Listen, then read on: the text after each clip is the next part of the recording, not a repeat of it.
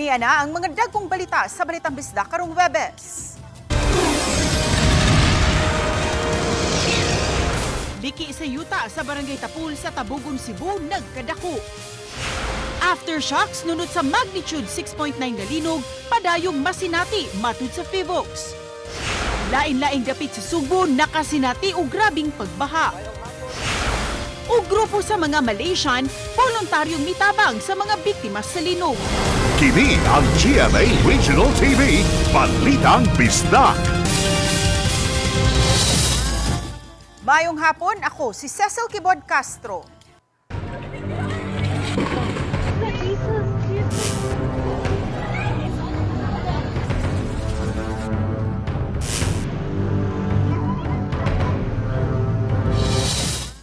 Subay sa magnitude 6.9 nga linog niadtong September 30, hayan magkahinay ug magkaminus na sa mga mosunod nga semana ang nasinating aftershocks matud sa Fivox. Samtang gibalik sa ilang labaw ang pahimangno sa mga istruktura nga nagpatong og haduol sa Bugo Bay Fault.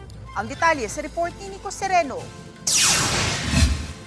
Magpadayon ang mga aftershocks apan posibleng magkahinay ug magkamenos na. Kini ang gipahibaw sa direktor sa Philippine Institute of Volcanology and Seismology kabahin sa sitwasyon sa Northern Cebu. Mukapi na sa 9,000 aftershocks ang natala, ang pinakakusog magnitude 5.1 ni adtong Oktubre 3. If we start at around 2,000, the first 24 hours, on the 10th day it would be around 200 to 300. And then on the 100th day, which 3 months after, 20 to 30, at most siguro mga 50. But these are all very weak na halos wala na maramdaman ng mga, most likely wala'y ma-feel sa mga tao. This will be felt only by our instruments. So, muna siya. So, di lang mag-worry, kay again, kung mag-worry ma-add lang sa stress nato. Sa pagkakaron, nagpadayon ang Fivox sa pagmap sa onshore o sa yuta nga parte sa milihok nga Bugo Bay Fault. Sa uhing pagsubay, 8 ka kilometro na kini nga mitadlas sa 3 ka barangay sa Bugo. Gibalik sa labaw sa Fivox ang warning nila sa mga istruktura nga nagpatong sa usa ka fault ug sa rekomendasyon sa tag 5 meters kada habig nga buffer zone. Walay structures be built on top of the active fault. Kato mga naana, mga balay na, they probably explain if they would still want to stay there. At least na sila informed decision. They know the risks.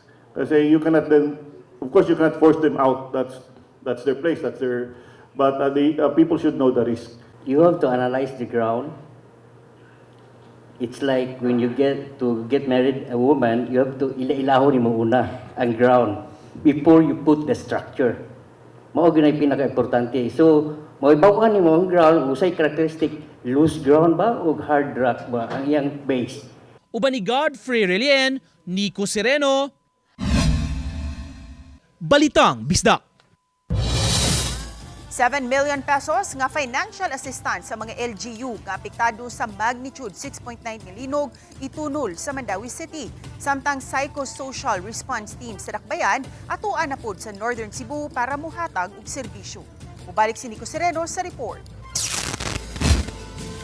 Nag-special session kagahapon ang Mandawi City Council para sa planong hinabang. Naaprubahan ang 7 million pesos nga financial assistance para sa mga lugar sa Northern Cebu.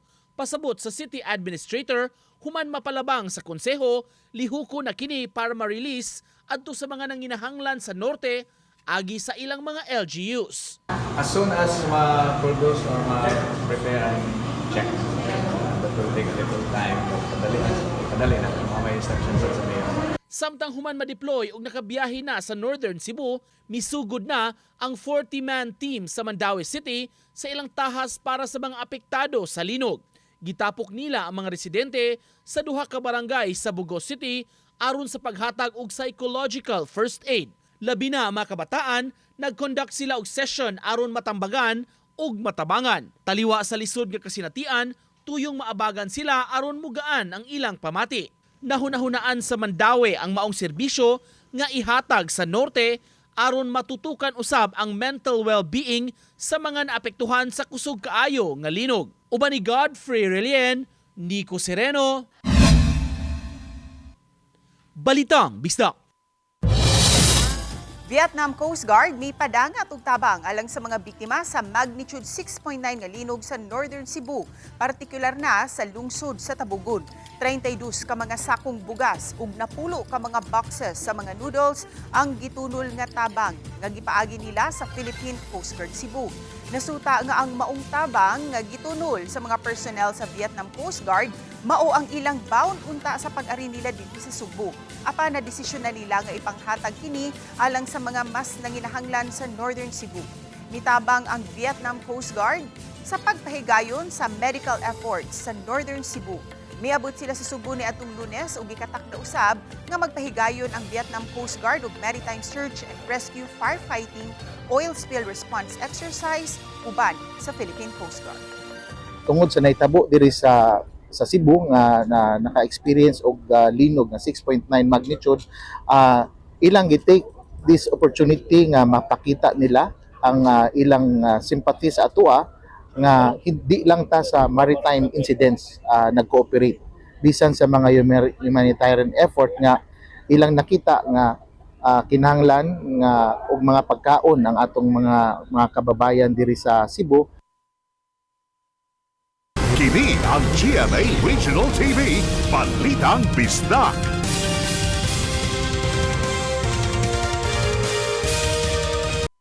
Kini ang GMA Regional TV, Balitang Bisdak.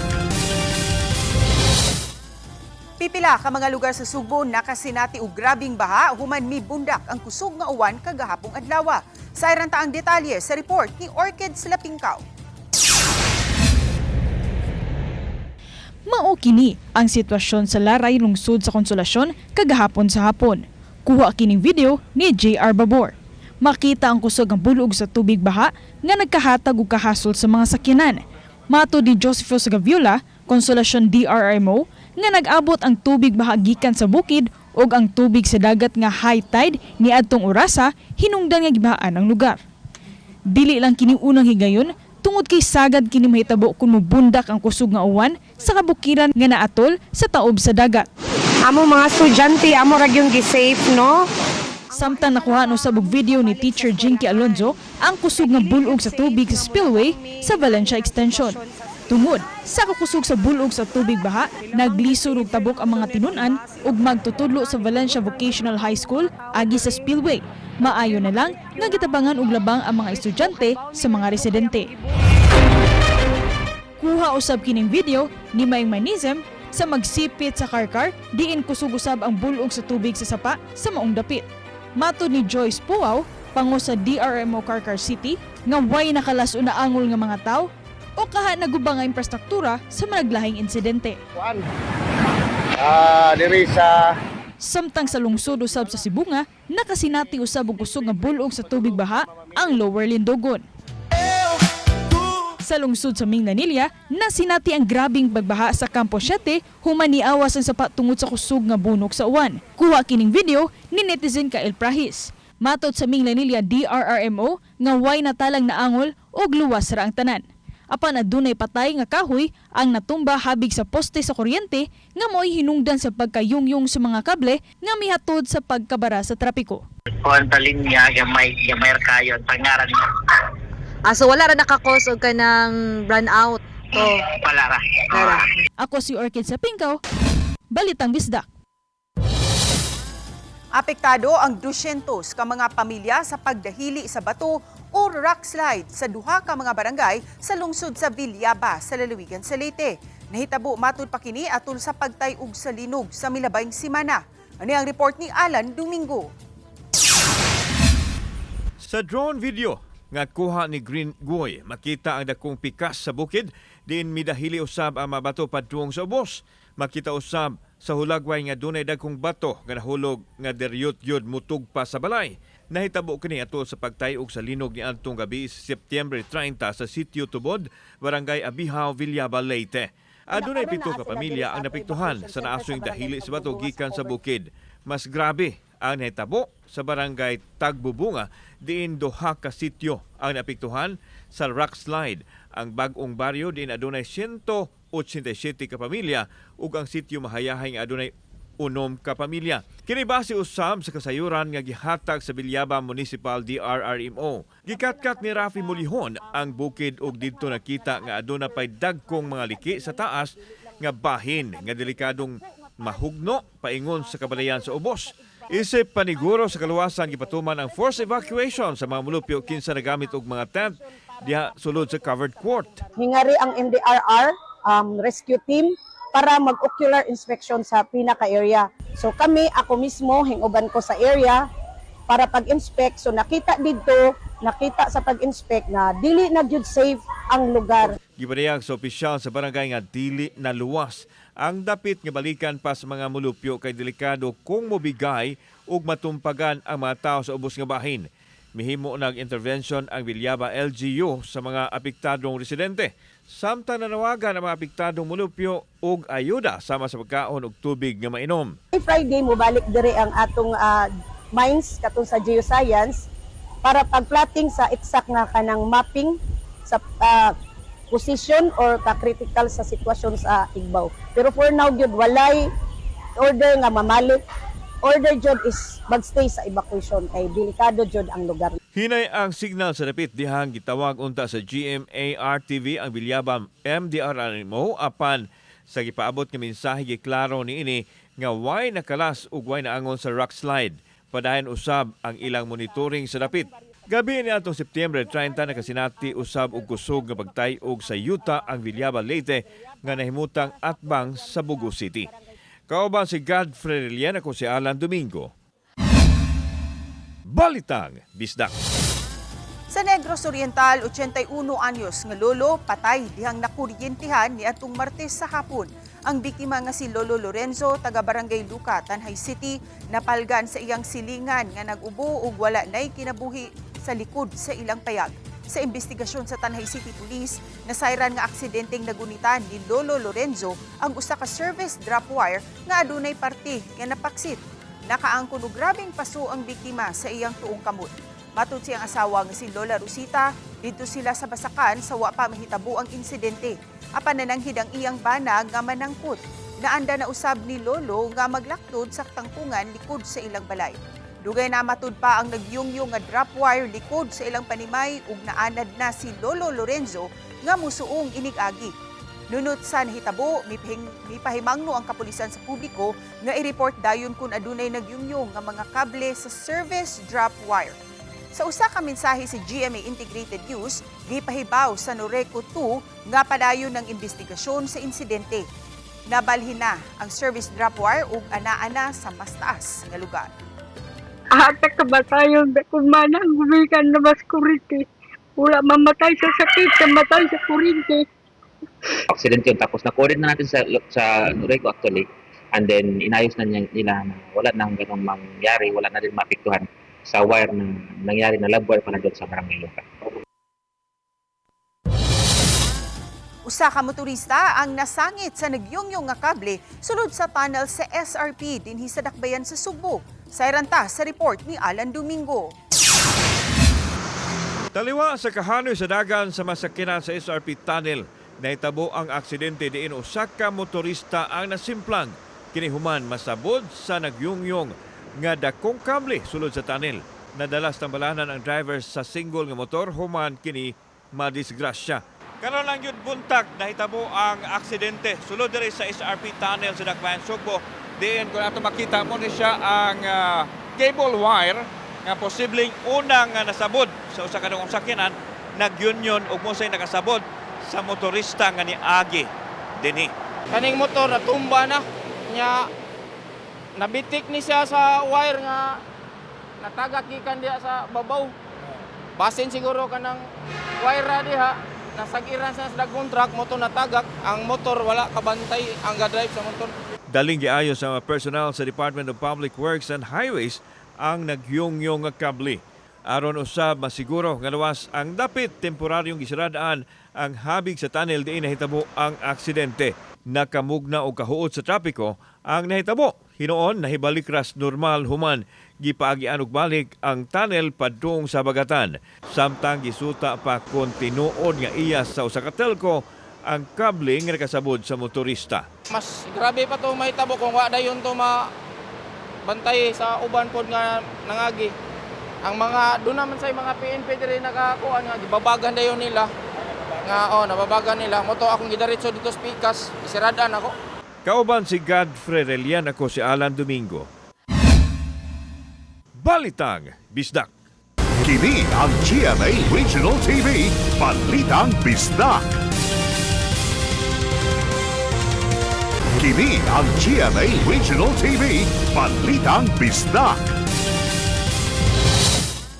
Humanitarian Assistance Disaster Response Exercise tali sa Philippine Air Force ug Japan Air Self-Defense Force subling gipahigayon dinhi sa Sugbo. Si Luan Mirundina sa report.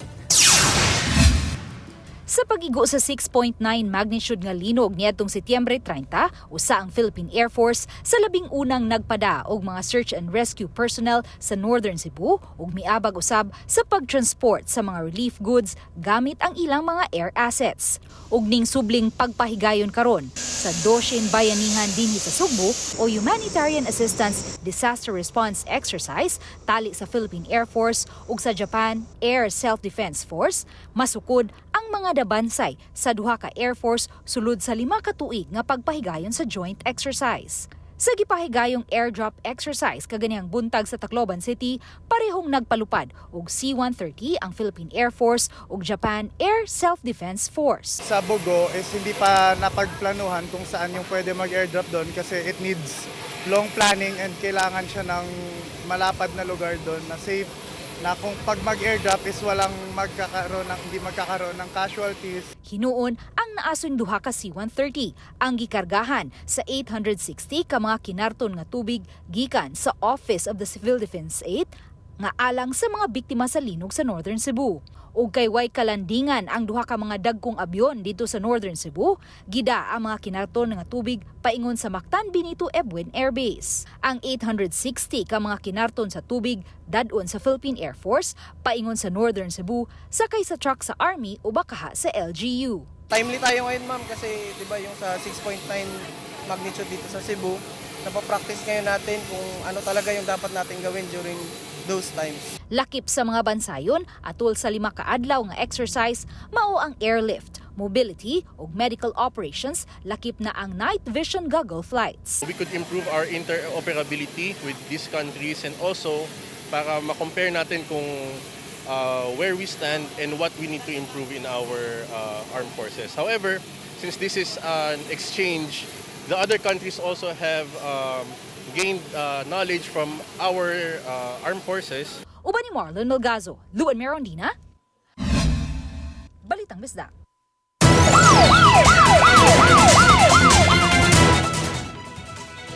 8 anyos nga babay sa Suba Masulog, Barangay Basak, Lapu-Lapu City, gikatahong gimules siya sa usa ka lalaki nga taga-lungsod sa Cordova. Ang biktima nagduwa lang dapin sa kalsada, uban ang laing batang lalaki tihang naagi sa ilang dapit ang usa ka lalaking nagmotorsiklo ug nagpakaaron ingnon nga nangita sa health center. Ang batang lalaki gikatahong gisugo sa sospek pagpalit og ice water. Samtang ang babaeng biktima gihatagan niya og 50 pesos ug gipauban sa usa ka bakanting luna ug didto gihilabtan. Ang lalaking gitumbok sa batang biktima nga nagmolestya kaniya gikatahong nakapamiktima na usab kaniadto ug ubang mga menor de edad. Samtang ang mga ginikanan sa bata nagdumili pagpa-interview at tubangan sa kamera. Apan gibutyag sa inahan nga desidido gayud silang pasakaan og kaso ang sospek kung masikop na kini. Ang bata napahiling na sa doktor ug giabaga na sa mga social workers sa CSWD Lapu-Lapu City.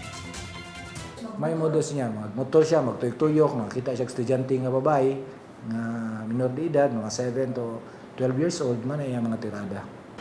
Mo-file na to sila og ato ang financial nga assistance.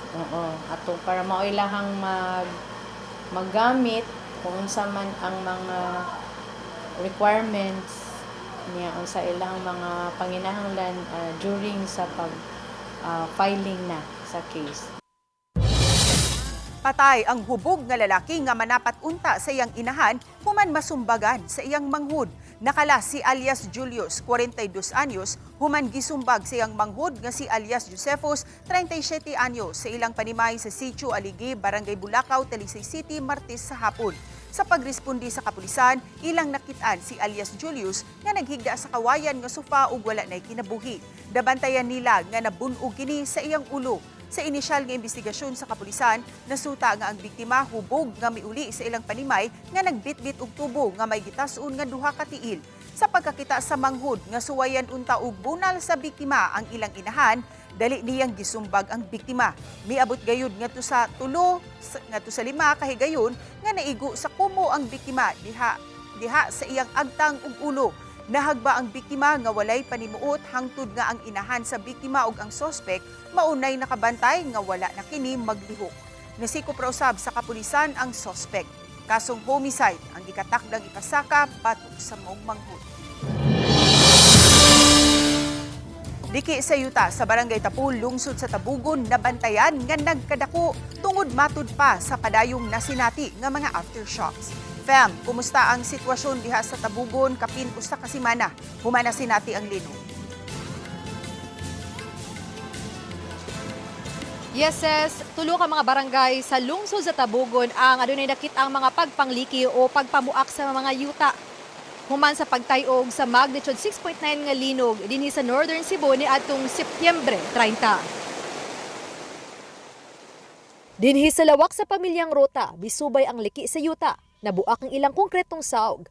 Hinungdan nga wala nila puy ang balay, gawas nga moitambag sa Tabugon LGU tungod usab sa kahadlok sa mga nanimuyo.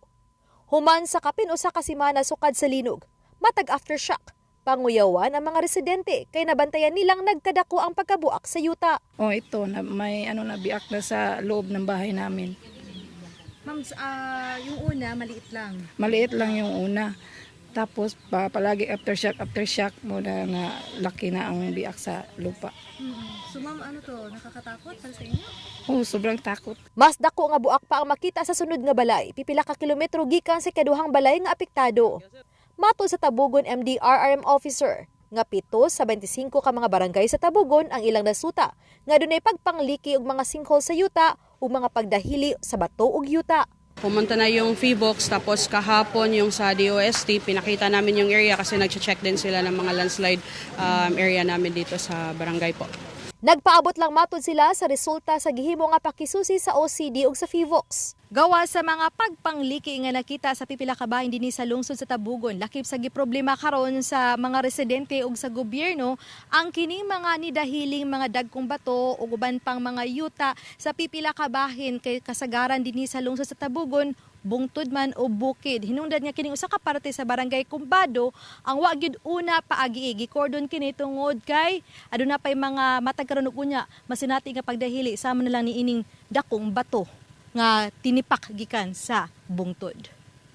Usa kini sa rason nga kapin sa 200 ka mga pamilyahan nga kasamtangang nagpuyo sa mga tolda haduol sa mga eskwelahan o sa mga dapit nga luwas ra.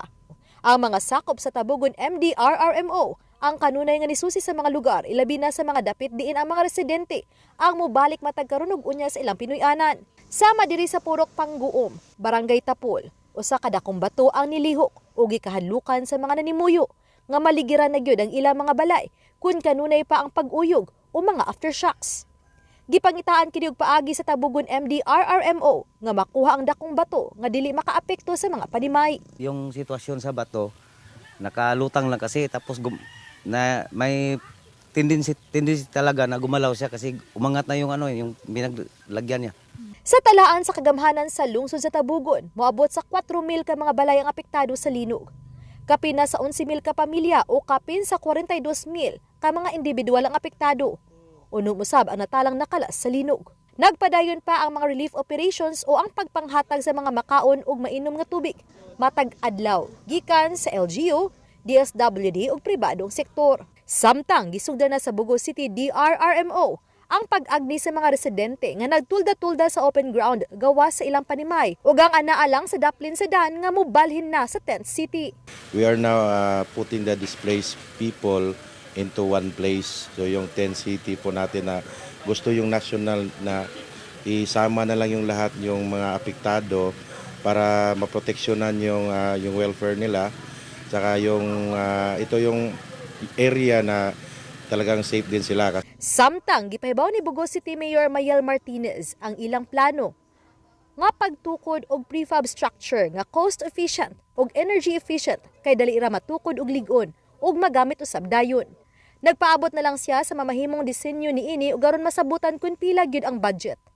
Samtang i-restore una kining Bugo City Hall aron adunay magamit ang mga offices sa City Hall nga kasamtangang gatulda-tulda lang usab sud sa compound sa City Hall ground.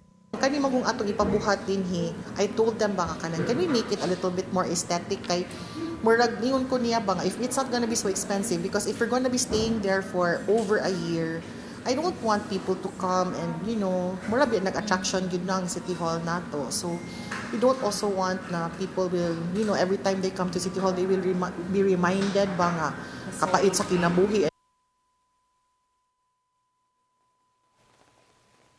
Ses dinhi mismo sa tubangan sa Bugo City Hall ipahimutang ang prefab structure. Samtang mato ni Bugo City Mayor Mayel Martinez nga gipasalig usab sa provincial government nga mohatag sila og duha ka prefab structure nga gamiton unya diri sa Bugo City alang sa office sa CDRRMO. Samtang usa ka sistema usab ang gipatuman diha sa pagpang-apod-apod sa mga pagkaon, ayuda ug tubig ngadto sa kapin sa 34,000 ka mga apektadong pamilya dinhi sa Bugo City aron masiguro nga maapuran gyud ang tanan. Ses?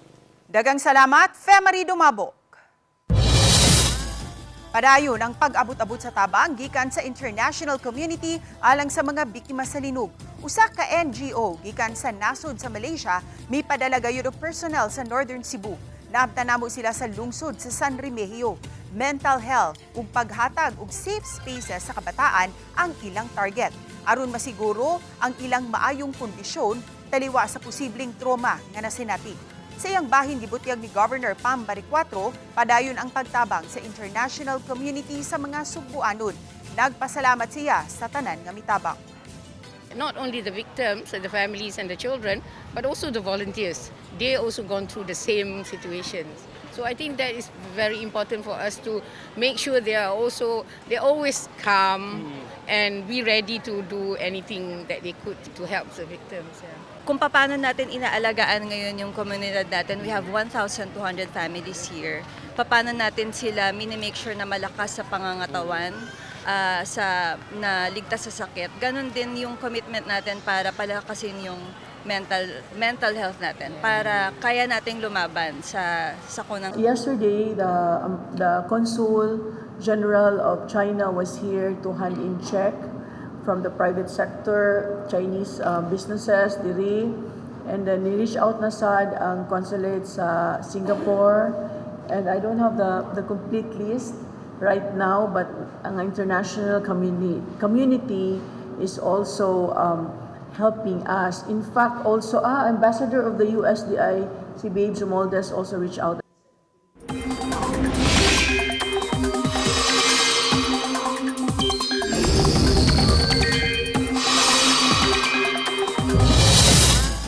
Mga kapuso, nakasud na sa Philippine Area of Responsibility ang gibantayang bagyo nga may pangan nga bagyong Kidan. Wala kini direktang epekto sa nasud, samtang nag-irog kini pa north-northwest. Gawas niini, gipaabot usab ang uwanon nga panahon tungod sa southerly wind flow nga makaapekto sa halapad nga bahin sa nasud. Subay sa rain forecast sa Metro Weather, taas ang kaygayunan nga uwanon ang Bohol. Lakip na ang halapad nga mga lugar sa Samar ug Leyte provinces. Posible usab nga uwanon ang ubang bahin sa nasud.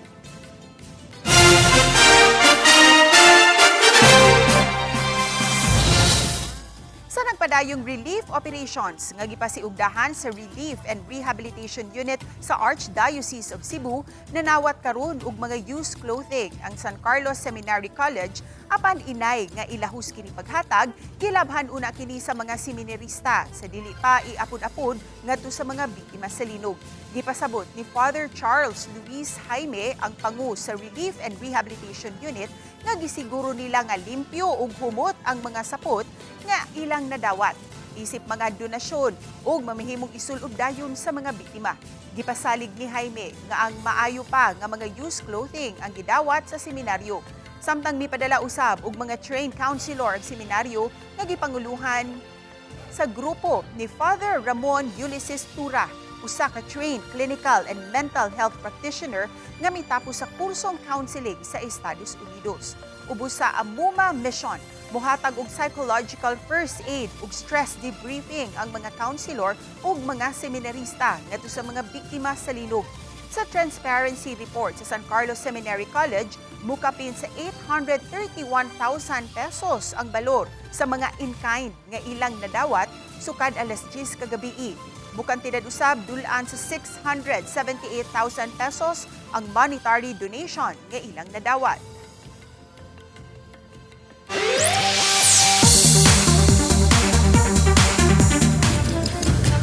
Gipalili na sa atua ang giatangang serye sa upcoming Kapuso Afternoon Prime serye nga Hating Kapatid. Lagi kayong hating kapatid. Akin noon dahil boss kita.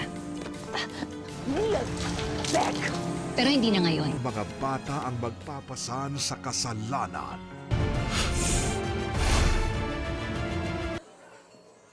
Intense drama scenes ug twist ang inyong atangan sa maong family drama. Magtuyok ang istorya kung unsa ang sala sa mga ginikanan maoy pas-anon sa mga anak.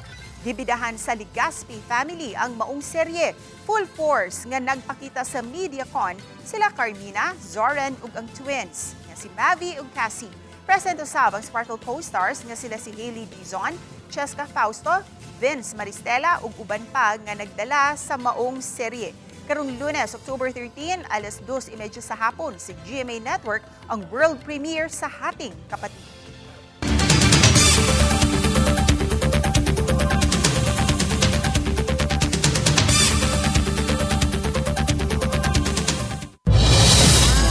Kami ang GMA Regional TV Balitang Bisdak. Kinatibukang puwersa alang sa mas dakong misyon ug mas halapad nga pag-alagad sa nasod. Mga kapuso, 77 days to go na lang ug Pasko na. Mayong hapon ug dasig lang mga kapuso.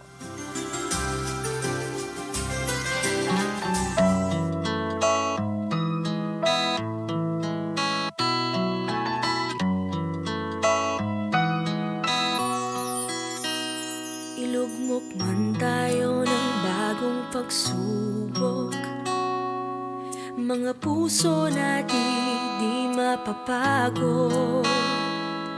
Abutin ng kamay na handang tumamay, mga puso natin di mapapagod. Nasa puso ng bawat Pilipino, pagmamahal sa kapwa at serbisyong totoo. Isang bayan, tayo'y aahon, walang maiiwan sa pagbangon. Isang lakas, isang pag-asa, patungo sa bagong umaga. Yan ang ating puso.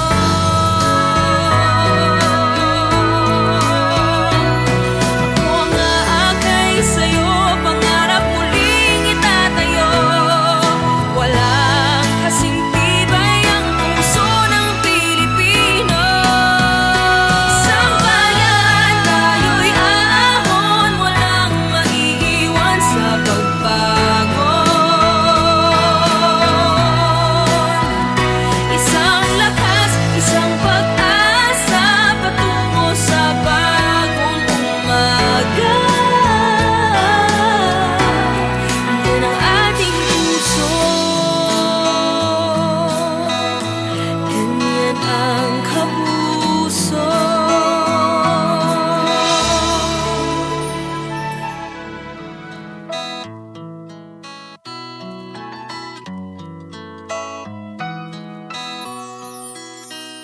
Ilugmok man tayo ng bagong pagsubok, mga puso natin di mapapagod.